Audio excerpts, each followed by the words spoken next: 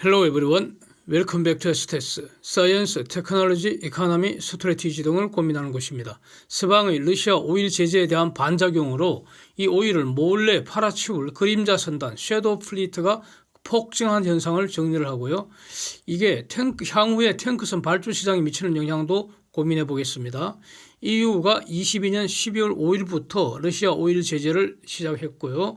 이제 여기서 2월 5일부터는 EU, G7, 호주, 일본 등이 연합해서 시행하고 있습니다.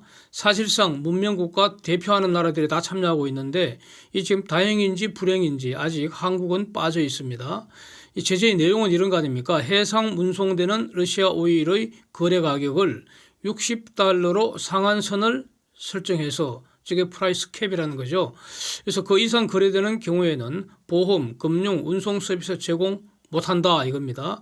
그래서 침략국 러시아에 흘러들어가는 자금을 줄이겠다 이런 취지입니다. 러시아는 당연히 반발하고요. 그래서 가격 상한제 동참 국가에는 러시아 오일 안 팔겠다 이렇게 지금 맞서는 상황인데, 아니 그렇다면은 러시아 오일 거래가 줄여야 될 텐데 현실은 정반대인 것 같다는 겁니다. 러시아 오일과 정제 제품 refined products, 대표적인 게 러시아 디젤입니다. 이게 여전히 시장에서 유입되는 것으로 보인다는 겁니다. 오히려 러시아 오일 제재 이후에 국제 유가 크게 하락한 것 사진 한번 보시겠습니다. 예. 그래서 러시아 오일이 덤핑되어 더 많이 시장에 유통되는 거 아닌가 이런 의심이 들게 한다는 겁니다. 그래서 이런 이유가 뭐냐 해서 봤더니 러시아 오일과 정제 제품에 대한 제재는 암시장을 키웠다는 겁니다. 다크 플리트 또는 섀도우 플리트라고 해서 일종의 러시아 오일을 실어 나르는 그림자 선단 섀도우 플리트가 폭증을 했다는 겁니다. 그래서 말하자면 이런 거 아니겠습니까? 웰컴 투 다크 월드. 어서 오세요. 어둠의 세상입니다. 예. 여기는 오일 시장 뒷골목입니다. 이런 뜻입니다. 대포차, 대포폰 비슷하게 대포십, 이게 지금 선주가 누군지 모호하고요. 기록도 항행 기록도 없고요. 뭐 이런 겁니다. 대포십. 그래서 이게 지금 폭증했다 이런 겁니다. 서방의 보험망, 금융망, 해운 서비스망을 이용하지를 않고 선박의 위치 추적기, 그 로케이션 비콘 이것도 꺼버리고요. 그야말로 암흑 속에서 움직이는 유령 선대 같은 겁니다. 그래서 다크 플리트, 섀도우 플리트라고 부르는 겁니다. 그래서 그 섀도우 플리트 is the new scrapping. 스크래핑 이게 바로 그 노후 선박을 폐선 처리하는 그런 건데, 노후 선박은 방글라데시나 인도로 보내서 거기서 폐선해서 고철로 재활용하는 것이 이게 그 원칙인데, 지금은 섀도우 플리트로 보내서 거기서 여전히 제2의 비즈니스 러시아 오일을 배달한다는 겁니다.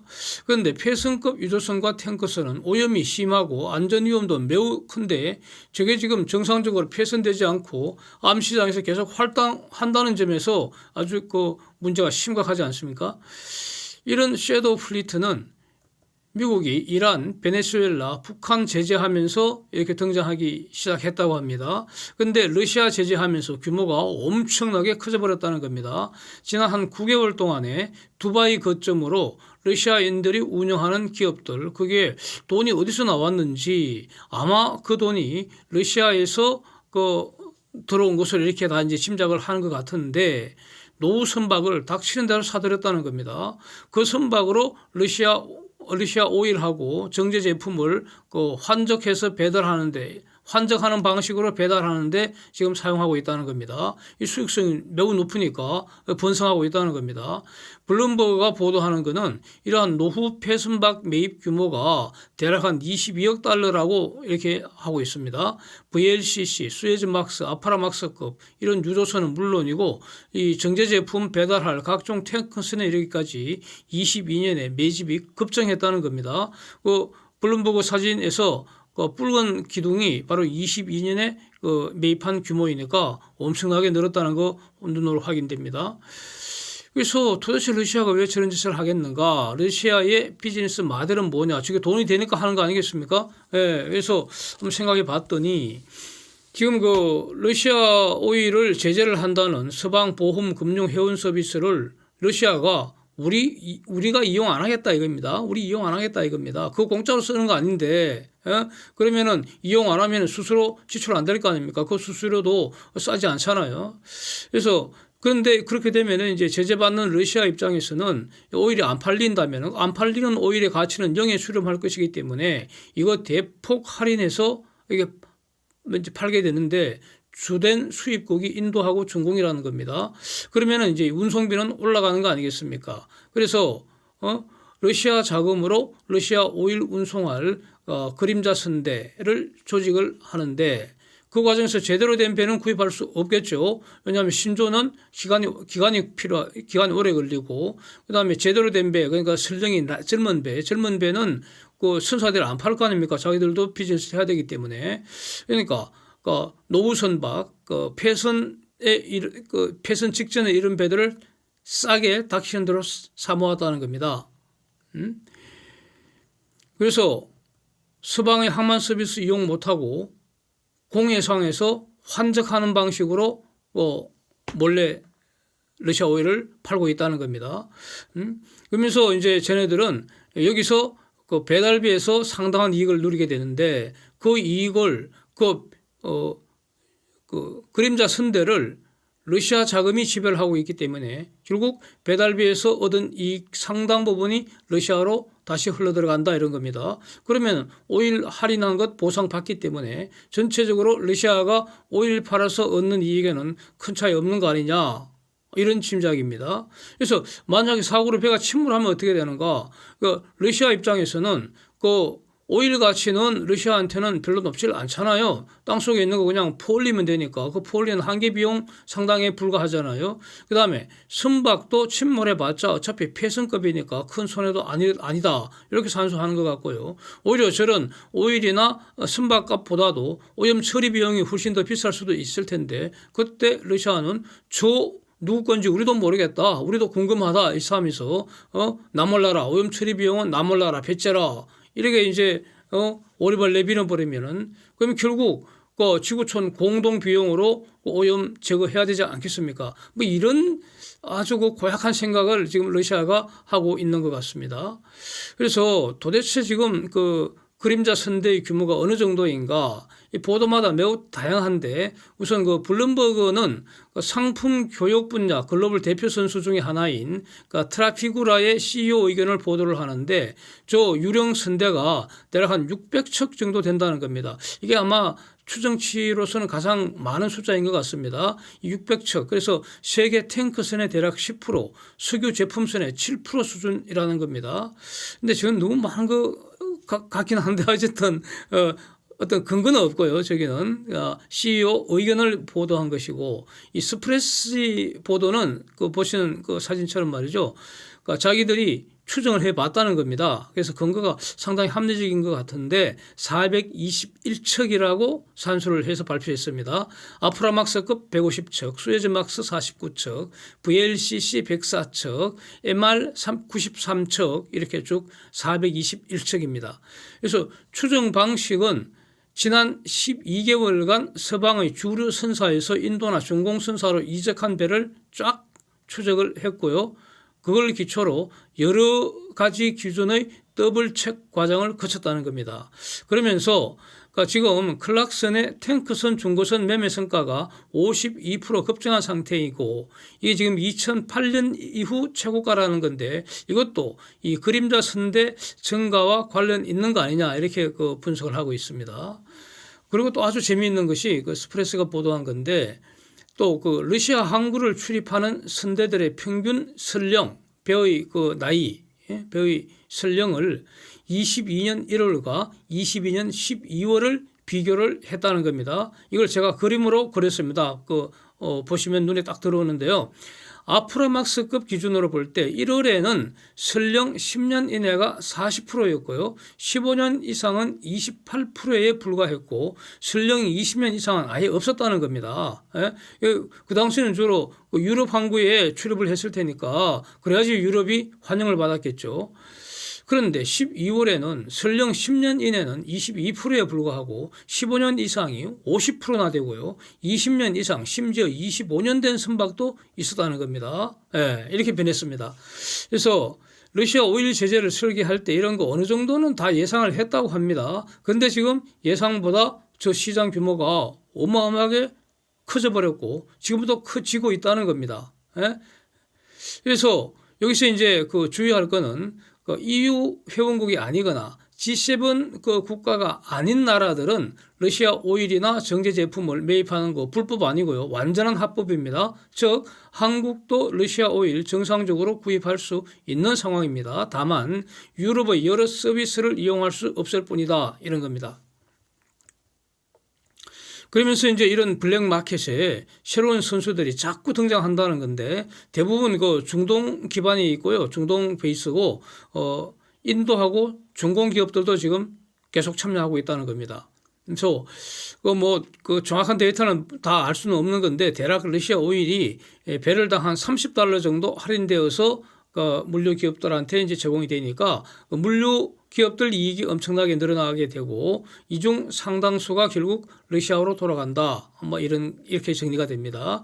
여기서 그 거래 형태 지금 그 제재의 대상이 원유 크루드 오일과 그다음에 그 리파인드 프로덕트인데 정제품이죠. 두 개가 거래 형태가 완전히 다른 것 같습니다. 요거 아주 재미있어서 이렇게 한번 그 소개해 보겠습니다.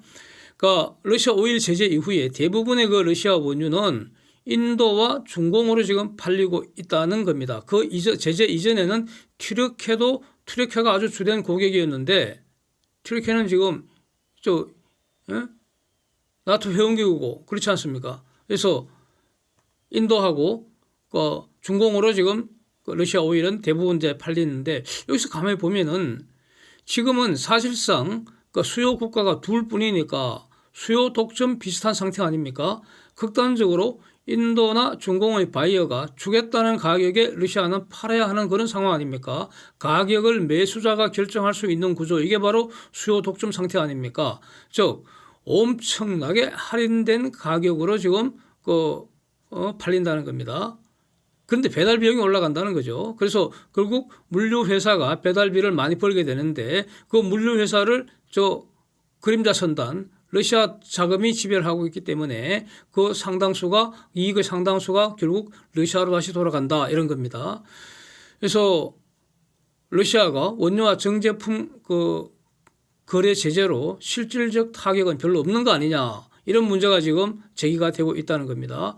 그래서 구체적으로 보면은 아프라막스급은 한 원유 75만 배럴을 실을 수 있고 수에즈 막스급은 원유 100만 배럴을 실을 수 있는데 이렇게 한 두 척, 세 척 이렇게 싣고 와서는 공해상에서 VLCC 초대형 원유 운반선, 유조선 200만 배럴이 들어간다는 거죠. 여기에 아주 몰래 환적해버린다는 겁니다. 섞어버리는 거죠. 그래서 환적 장소는 지금 스페인이 가장 골치 아픈 것 같습니다.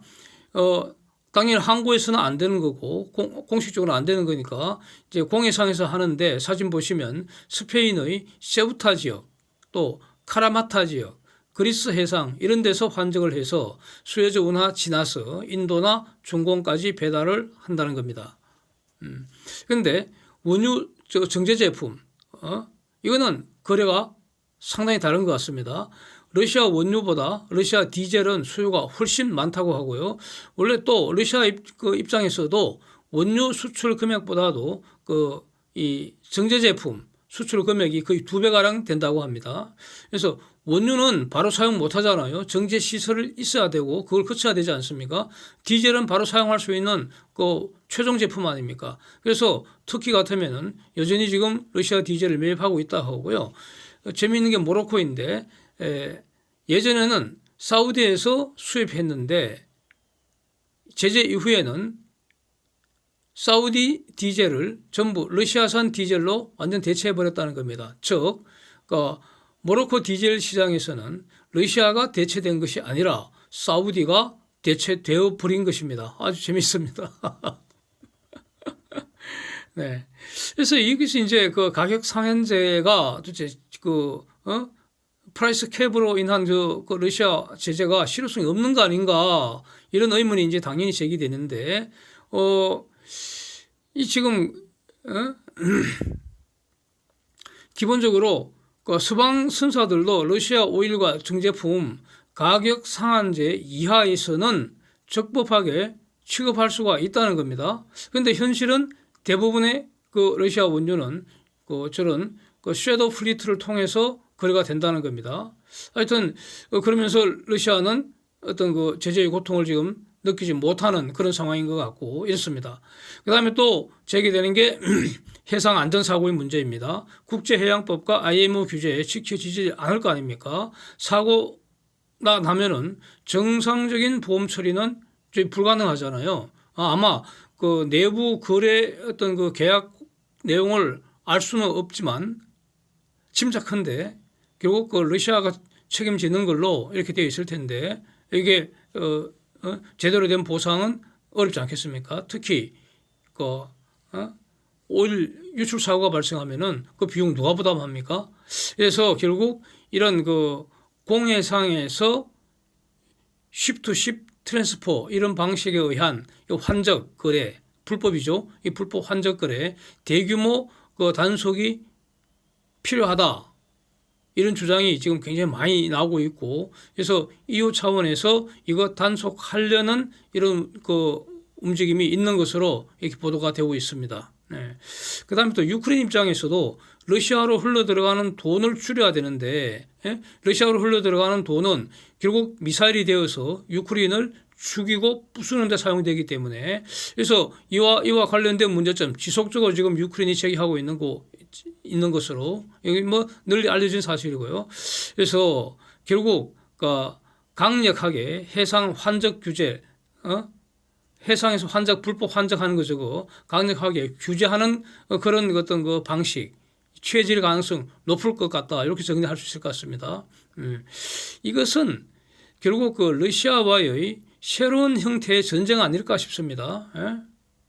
지금 전투는 미사일 사용한 전투는 유크레인 땅에서 벌어지고 있지만 그 외에 다른 형태의 전쟁은 모든 국가가 참여해서 지금 전 세계적으로 진행되고 있다 이렇게 봐야 할 것 같습니다.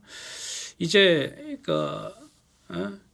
유조선 발주 그 상황을 한번 정리를 해보면은 사진 보시면 말이죠. 글로벌 그 유조선 총 척수가 지금 2,641척이라는데 저 자료는 삼성重工업 그 23년 1월 IR 자료에서 게시한 겁니다.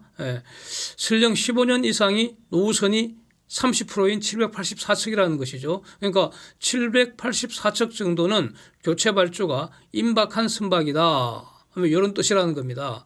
이 중에서 이미 발주가 돼서 건조 중인 유조선 그거는 134척에 불과하다는 겁니다. 그래서 매우 적은데 그 적은 비율을 어저께 영상에서 클락슨 그 리서치 서비스는 4%라고 지금 그 오더북에 기록되어 있는 게 4%에 불과하다 이렇게 이제 발표를 했었습니다. 이제 삼성중공업 자료에 의하면은 650척이 이후에 순차적으로 발주되어야 한다. 이걸 이제 말하고 있는데, 근데 이거는 그림자 선단 고려하지 않은 상황이지 않습니까? 그림자 선단이 증가했다는 것은 기존 선사들이 노후선을 비싸게 처분할 기회가 증가했다. 이런 뜻이기 때문에 이거는 이제 기존 선사들의 교체 발주를 촉진할 것으로 이렇게 기대할 수 있을 것 같고요. 그림자 선대가 숫자가 증가할수록 이것을 단속하고 막을 필요는 기하급수로 커지지 않겠습니까? 결국 본격적으로 저거는 단속해야 하고 또 단속하면은 막을 수 있다 이렇게 봐야 할 것입니다. 지금 이 어떤 세상인데 이게 저렇게 불법이 난무하도록 내버려 둘 수는 없지 않겠습니까? 그래서 결국 장기적으로는 섀도우 플리트는 감소한다고 봐야 하지 않겠나. 그러면은 지금과 또 한편 지금과 같은 저런 푸틴 체제가 과연 얼마나 지속될 수 있을까 이런 것도 생각해야 하지 않겠습니까? 그래서 그림자 선대가 앞으로 급속하게 감소할 가능성이 높고 그러면은 유조선과 탱크선 등의 신조 발주가 급증할 가능성 열어둬야 되지 않을까. 결국 이 모든 현상들은 이 조선주에는 악재가 아니고 호재로 볼 수도 있겠다. 이렇게 정리할 수 있을 것 같습니다. Thanks for watching. See you next.